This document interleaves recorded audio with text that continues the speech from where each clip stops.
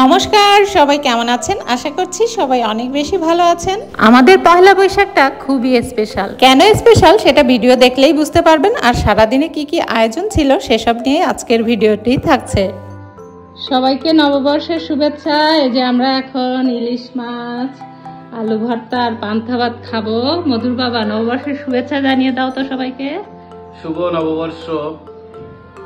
সবাই চলে আসেন। এই যে ইলিশ মাছ আর আলু ভর্তা দিয়ে আমরা এখন খাওয়া দাওয়া করবো। শুভ নববর্ষ।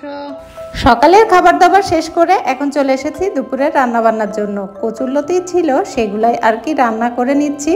মধুর বাবার আর আমার কচুরলতি কিন্তু ভীষণ পছন্দের। বাড়ি থেকে আনা কিছু চিংড়ি মাছ ছিল, সেই চিংড়ি মাছগুলো ভাবলাম যে আজকে একটু রান্না করে দিই। মেয়েটা ভীষণ পছন্দ করে চিংড়ি মাছ, আমরাও অনেক পছন্দ করি, কিন্তু মেয়েটা আসলে বিশেষ করে চিংড়ি মাছটা অনেক বেশি পছন্দ করে, কিন্তু অ্যালার্জির কারণে খাওয়ানো হয় না। তো ভাবলাম আজকে একটু রান্না করেই দেই। আর এই যে নারকেল ছিল, নারকেলের দুধ করা ছিল, সেটা হচ্ছে ফ্রিজ থেকে বের করে এই যে চিংড়ি মাছের মালাইকারিটা তৈরি করে ফেলেছি। দেখতে যেমন লোভনীয় লাগছে, খেতেও কিন্তু অসাধারণ হয়েছিল। দুপুরবেলায় খাওয়া দাওয়া করে সবাই ঘুমাচ্ছে, আর এখন আমি সব কিছু রেডি করে নিচ্ছি। আজকে হচ্ছে একটু বিরিয়ানি করব সবার জন্য। আজকে বাসায় মোটামুটি সবাইকেই নিমন্ত্রণ করেছি, যেহেতু 4-5টা ফ্যামিলি খাবে, এজন্য হচ্ছে আগে থেকেই আমি সব কিছু রেডি করে নিয়ে একা একা সব কিছু তৈরি করা শুরু করে দিলাম। 20-22 জন লোক খাওয়া দাওয়া করবে, সেই অনুপাতেই সব কিছু রান্না টান্না আমি শুরু করে দিয়েছি। এত লোকের বিরিয়ানি রান্না আমি আগে কখনোই করিনি। নিজের বাসায় হয়তো রান্না করা হয়েছে, কিন্তু এত লোকের আয়োজন কখনোই করা হয় নাই। মানে আমি একা একা কখনো করিনি, আজকে প্রথম হচ্ছে একা একাই সব কিছু আয়োজন করতেছি। আগে 2-3 বার এই আয়োজন করা হয়েছে, কিন্তু তখন হচ্ছে অন্য লোক রান্না করেছে, কিন্তু ওইভাবে বিরিয়ানিটা খুব সুন্দর করে হয় না।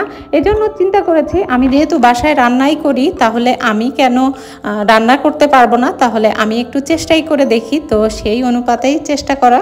এত লোকের রান্না আগে কখনো এইভাবে করা হয়নি, তো এটাই প্রথম আমার রান্না করা। কিন্তু আসলে রান্না করতে গেলে আমরা তো মহিলা, আমাদের রান্না বান্না করতে তেমন একটা সমস্যা হয় না।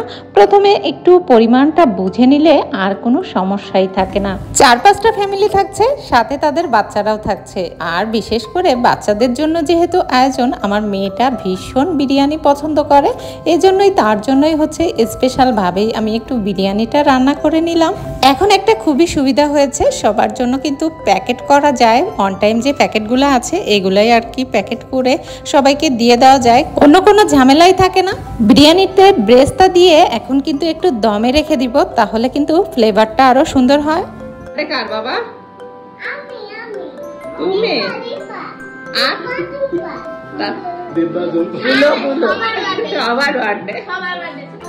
Happy birthday. আজকের এই শুভ দিনে আমাদের এই যে রাজকন্যাটা জন্মগ্রহণ করেছিল, তার ঠাকুমা কিন্তু, এটা হচ্ছে আমার শাশুড়ি মা, আমার মেয়ের ঠাকুমা।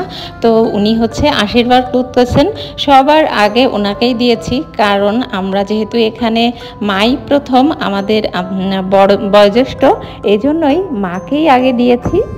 আমাদের যে কোনো অনুষ্ঠানে ধান দুব্বা দিয়ে আশীর্বাদ করা হয়, কারণ তার আয়ুকাল যেন দীর্ঘায়ু হয়, এজন্য।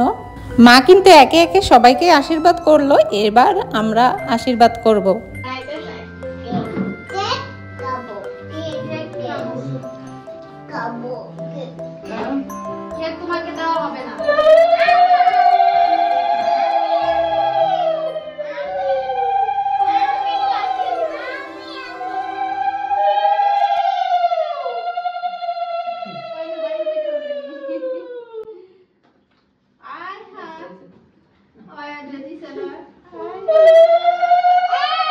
আমরা যারাই আশীর্বাদ করছি না কেন, গুলুসোনা কিন্তু সবার আগে তাকে দিতে বলতেছে, মানে তার দিদিভাইকে দেওয়ার পরপরই কিন্তু তাকে দিতে বলতেছে, তাই তাকেও কিন্তু দেওয়া হচ্ছে। আর এই যে দেখেন কারা কারা বাসায় এসেছে, একে একে কিন্তু সবাই আশীর্বাদ করতেছে। আমার মেয়ের জন্মদিনটা 2 দিন পালন করা হয়, এক হচ্ছে 14ই এপ্রিল, আরেক হচ্ছে 15ই এপ্রিল। যদি বাংলার নববর্ষ 2 দিন হয়, তাহলে 2 দিনই করা হয়। আজ আমরা করলাম, কাল ওর বড় মা বড় বাবা করবে।